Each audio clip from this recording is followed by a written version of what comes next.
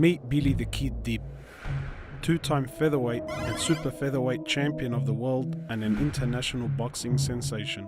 Yet despite all the glitz and glamour that comes along with being a former two-time world champion, there's an untold story that Billy hides behind his all-too-familiar smile. We sat down with him to uncover the painful hidden truths of what it means to be a former champion of the world.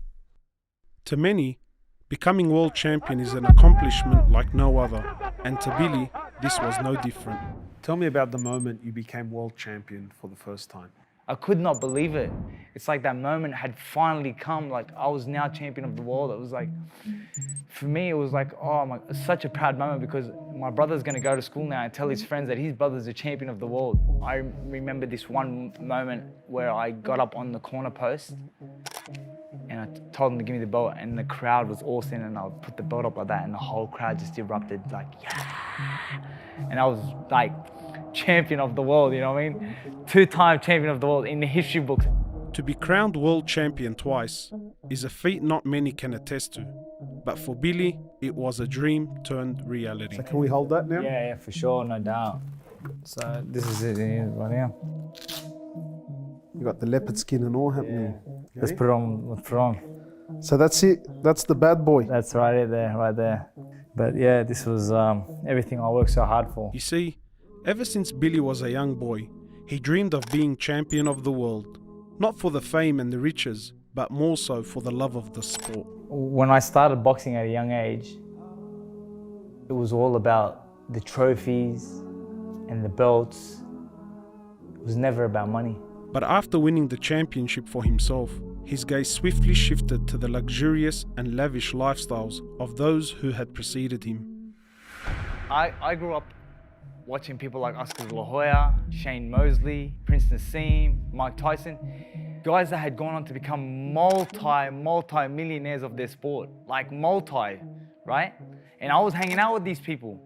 I was in their cars, their Ferraris, their Lamborghinis, their Maybachs, their Rolls Royces, and I'm thinking to myself, that's gonna be me one day. An expectation that was in fact about to go into overdrive after he crossed paths with one of the biggest names in the boxing world. I saw Floyd Mayweather when I was in America on a holiday, and I seen him, I said, hey Floyd. He goes, yeah champ, what's up? And I said, I'm champion of the world now. And he said, we'll be in touch. That's all he said, we'll be in touch. This short encounter soon led him to being invited to join forces with one of the biggest boxing teams in America, TMT Promotions, otherwise known as the Money Team. 50 Cent and Floyd Mayweather have forged this company called TMT Promotions, and then they want to sign you up. I was like, man, my life is about to change now. So I get there, we're hanging out with 50 Cent now. Rolls Royces, Lamborghinis, 5-star restaurants, the best hotels. Like, I'm telling you, I'm walking through the lobby areas with 50 Cent, like right next to me, and people saying, oh, there goes 50 Cent and Drake. And he's like, that's not Drake, that's Billy the Kid. That's the IBF champion of the world. The thought of rolling with some of the biggest names in the boxing and entertainment world was a fantasy he had only ever dreamt of. You know, these guys are the best at what they do. They know how to make money, and you know, I want to join the team and I want to make some money too. When I was signed to 50 Cent, the only thing that I had in my head was, I'm gonna buy a Ferrari, I'm gonna buy a Lamborghini, I'm gonna do this and I'm gonna do that. I spent the money before I even got it in my mind. Wallah. You were shopping already? Wahayat Allah. I was looking at cars like I was gonna buy them tomorrow. Yet as pretty as it all seemed from the outside, Billy soon found himself fighting his own internal moral dilemma. Being around these people was like ghadab, you know what I mean? Like being around 50 Cent and who I thought, man, this is gonna be amazing. I'm hanging around with 50 Cent, you know what I mean? Biggest rap star in the game at the moment and all that. Wallah, it became like ghadab. Things that he wanted me to be involved in, which I never took part in, you know, come to his parties and I never took any part of that. And I think because I never took part in any of that, he didn't gravitate, or I didn't gravitate towards him because of that situation, you know? Already struggling to fit in, Billy's term with TMT was soon to fall off course, following an internal conflict, causing TMT Promotions to eventually split. To make matters worse, this was all happening right before a major world title fight Billy was preparing for.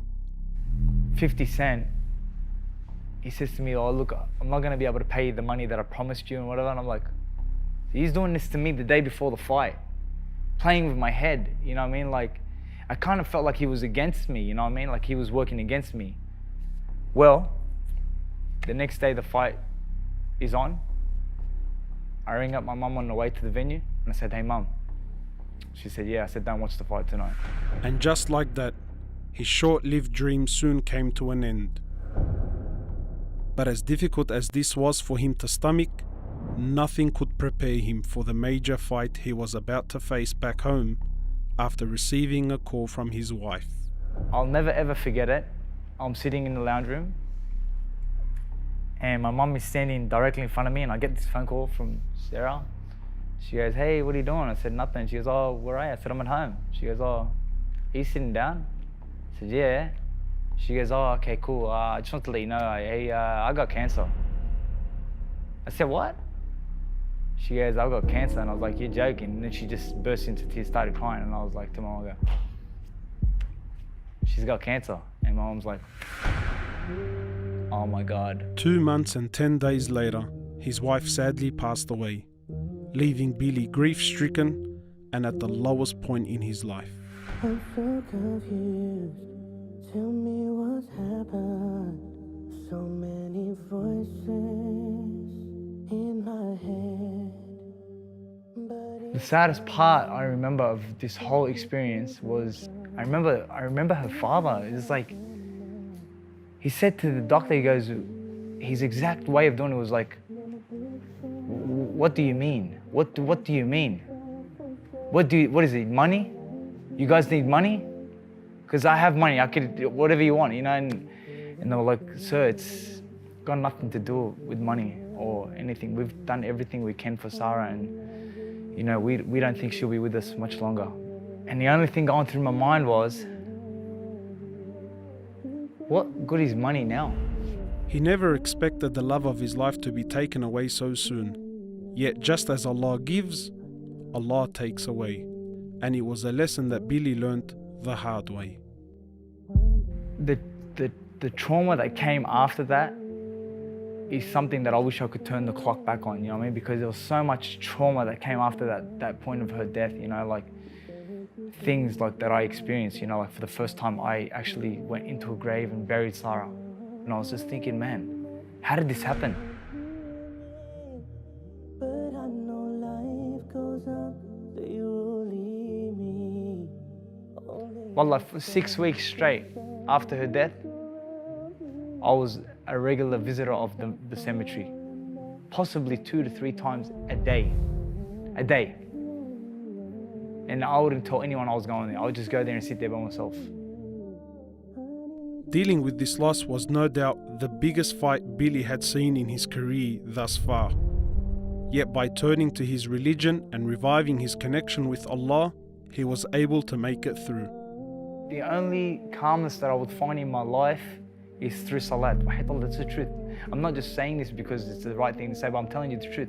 Anytime that I was feeling pain or hurt or upset about something, I felt like, you know what, I'm just gonna salat and just, I'm gonna ask Allah, help me, take this sorrow away from me, help me, you know, and after Sarah's death, wallah, the sorrow lasted for a long time. How has being a Muslim helped you throughout your life?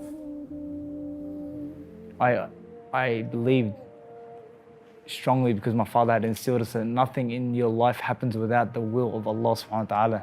And everything that you face is a test, and any calamity that you face is just a test, and it's just about doing your best to come out better on the other side. It's a test, everything's a test. And Sarah's death was a major test for me. Losing fights was a big test for me. And I just felt like I got through them because, you know, because I remained steadfast and I stayed on my belief that, khalas, this is what Allah had willed for me. You see, all along, Billy thought being world champion would promise him a life of riches and happiness. Yet through his roller coaster of a journey, he has slowly come to realize the bitter reality. And you know what I used to say? Just this preparation for a lifetime of happiness. Because I believed that this belt was going to bring me a lifetime of happiness. And then Allah showed you the happiness doesn't come through a title, you know what I mean? Comes from Allah. That's right. You know what I mean? As a boy, Billy used to spend his days praying to be champion of the world. Yet today, he prays for something completely different. What do you pray for now? I'll tell you what I pray for. I pray that Allah subhanahu wa ta'ala takes me while He's pleased with me. Because I know that this life is not promised. And we could be days, months, or years away from death. And I just pray that Allah subhanahu wa ta'ala keeps me steadfast and takes me only when He is pleased with me. Because this dunya means nothing. It really doesn't. You know what? You just do the best you can, inspire as much as you can, fear Allah as much as you can, and hope for Allah to take you in a time when you're ready. I ask Allah that He gives you what you ask Him for. Ameen. And more. May Allah reward you, Mom. Thank you for this opportunity, Billy. We all have stories to tell, and I pray that this was a story that will remind you and I of our true purpose in life.